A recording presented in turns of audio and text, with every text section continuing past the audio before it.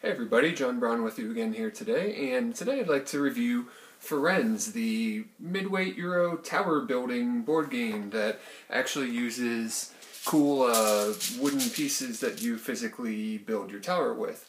So I have a lot of games I want to get to review. I got my own copy of Among the Stars, but I want to play it a little bit more before I review it. I really want to do Mage Wars, but my son wants to review that with me. I'm deciding to do Firenze today because when I got the game, it's actually missing a few pieces. When I went on to the online realtor that I bought it from, their policy was to contact the publisher, which I tried to do, and Pegasus Spiel is a German publisher and their website was in German, and I found a place that I assumed was their email us for help, and I emailed them, and surprisingly, in English obviously, I emailed them. Next day they got back to me and said, we'll send you the stuff right away, and in just a few more days they sent everything from Germany and replaced everything. So I was really impressed with their customer service and decided that I would review Firenze today. So like I said, it's a pretty mid-weight tower building game, so let's take a look at how it's played and then what I think about it. Okay, here we see Firenze set up for a two-player game. We see the different color towers on the board, and they go in order of rarity of blocks that may come out into the game from white to purple. We see the cards laid out with random pieces drawn from our bago holding out onto the board, and then during our turn, the first thing we're going to do is choose a card. Now these cards do many different things. Now if I were to choose this card here, this very first card, it says it is a mason, it has a character symbol on it, and we'll get to what all this means in a minute, and it says, my turn construction cost are reduced by 3. So if I wanted to take this card, I would be able to take it for free. And we see along the board a cost here if we want to move along. So if I didn't want to take that Mason card, for example, if I want to take the Smuggler, I would have to take one of the bricks from my supply. And as the first player, I start with 2 white bricks, the most common. The second player starts with 3, and then the third player with 4, and so on. And I could place one onto the Mason and then take the Smuggler. Or I could place one on the Mason, one of the Smuggler, and then take the Princess. So just for ease of use here, I'll go ahead and take the first card for free. And now these bricks become part of my supply. At the end of my turn, I can only have 10, so that's important to remember, and I can start building with these. Here we see the cost.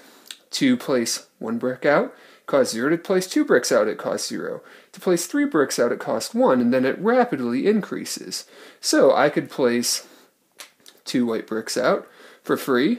If I wanted to place maybe and start another tower, I could place maybe a blue brick out. Now if I wanted to, let's say, place all 4 of these and start building 2 towers, well, that would actually cost me 3 more additional bricks, and I only have 2 left in my supply.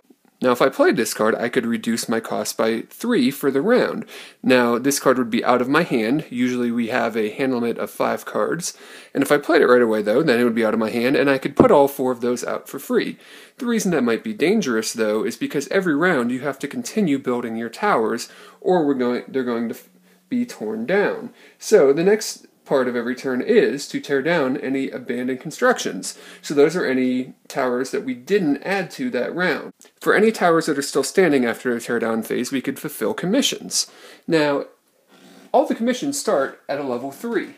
So if somehow this had been, let's say, a white brick instead of a blue, and I had managed to place a 3 tall white tower, I could go to the 3 section in the white tower, cover it up, and I would get 2 points. Now, no one else for the rest of the game can build this tower.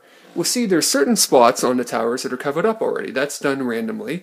And then there are certain spots that give you a bonus. So, for example, this 5 green is actually worth 7 instead of the usual 4. Now, this is also done randomly from this pile of things. Then we pick 1, 1, 1, 2, 1, 3, 1, 4, go out into the board, and they give bonuses for building those specific towers. The thing is, they have to be done in order. So, if I were to build the one that has the Roman numeral 1 on it, that's fine to get 7 points for that green tower, but I couldn't build the one with the number 2 on it until the number 1 has been completed. So right now, I couldn't build a 5-story tall blue tower because it's number 2. I'd have to wait for the number 1 to be completed first. So we fulfill any commissions, and we can fulfill multiple ones if we want. Then we check our limits. We see if we have more than 10 bricks in our storehouse, then we'd have to discard some of our choice. And if we have more than 5 cards still in our hand, we'd have to discard some. So let's now take a look at how some of the different cards function. Just saw how a card with the person icon works. They can go into our hand, we can use them later, or we could use them right away, and they basically give us some sort of special action. Now, these are lightning bolt ones are probably the easiest ones to understand. They happen right away as soon as we take that card.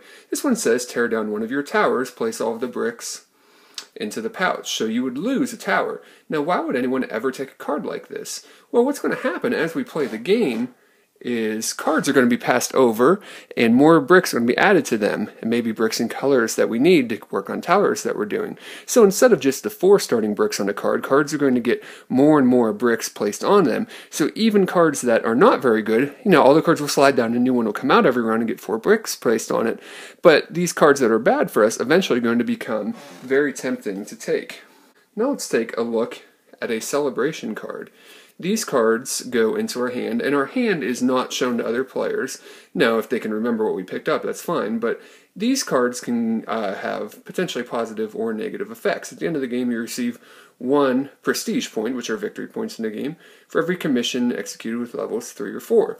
So, if you already have a lot of those, and you see this card late game, you could potentially, move up and pay a lot of bricks to get it, because it's going to be worth a lot of points. If you get it early, you could add to your strategy to build a lot of small towers. Here we have a building. Now whenever you get a building, it goes face up in front of you. And this one says, for workshop, your construction costs are reduced by 1. So remember on our player board, it tells us the cost of everything we want to build for a round, and we're going to be reduced by 1 for the rest of the game. Buildings do count towards your hand limit, even though they're not, physically in your hand, they're out on the board. But they can, offer you a lot of different things, including, say, increasing the size of your warehouse and the bricks you can store. And then here we have a church card. Whenever a church card comes out, it goes on out on the side of the board. There's slots on each side for church cards to go out. And it basically, this one says, next player fills level, exactly 5 levels, receives 2 additional prestige points. So they have special effects that will stay on the board until someone triggers them. Another thing I forgot to mention is after you choose a card, take its bricks, and do the instant action if it is, or choose whether or not to use the card or put it in your hand, you can also exchange bricks. You can take 1 brick that is out available on the board and replace it with 3 of your own bricks. Now, whites are the most common, so maybe you have a ton of whites and most of the white towers are filled up, and you have this purple tower you've been working on, and you really need a purple brick, because every round, if you've started the tower, so for example, the first player here in the next round, they're going to need a white and a blue brick, and right now, all they have is this green and yellow. So if, for example, they were to get this stack on their turn, they could potentially trade in 3 of their bricks to get another blue brick to make sure they continue building both towers. There's a few more things to bear in mind. Off to the left of the white tower, you'll see individual things marked 1, 2, 3, and 4. Basically, those give bonus points to whoever is the first person to build a level 5 tower, level 6 tower, 7 and 8 tower, and they give you 1, 2, 3, and 4 points respectively. Also at the top, you see that 5-point token. That goes to the player who is the first one to get rid of all of their seals. In a 2-player game, you start with 9 seals. You start with a few less if there's 3 or 4 players, so that the game will not go on too long. And then each player will get 1 more round, apart from the player who got the 5-point bonus and basically ended the game. Then at the end of the game, we will score for majority of the towers that you have. So if you have the majority of towers in the white, you'll gain 2 points. If you have a majority of towers in yellow, you gain 3 points, as the flag on the top represents. And then finally, when you finish scoring, you will add in or subtract any points you get from these celebration cards. So for example, this card will just give you 3 prestige points. You could get cards during the game that cause you to lose points. However, there are cards like the Patrician. The Patrician will allow you to block one of those negative instant effects that could happen to you, or you could use it to discard a card from your hand, for example, that negative 2-point card. Okay, so what do I think of Firenze?